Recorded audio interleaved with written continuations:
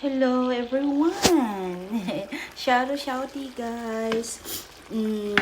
Simpleng ulam lang guys, no? Na may gata. Baboy na may gata. Tapos nilagyan ko ng citron. At saka may ginger, of course. Bay leaves.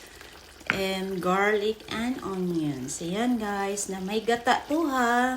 May coconut milk. Ang sarap niya guys.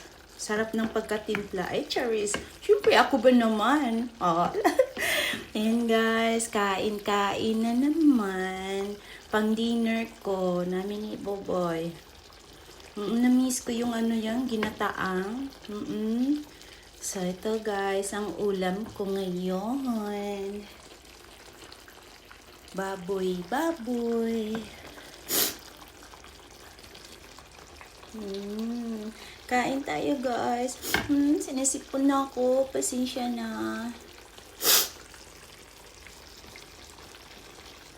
Wala akong pangkulay nito eh. Yung ano ba yan? Pabrika ba tawag nun? Yung kulay pula. Ayaw ko naman lagyan ng tomato paste kasi baka maibang lasa. Gusto ko kasi yung malasahan ko yung yung coconut milk. Alam niyo yun, di ba? Pag nilagyan ko ng tomato paste to, nako ba may ibang lasa.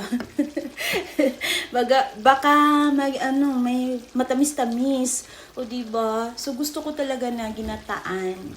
So ito na, yahoo. Ayan, malapit na itong maluto guys kasi mga ilang 1 hour na ata na pinakuluan ko siya dyan. Di ba? Thank you so much guys sa mga love and support niyo. Thank you. Kain.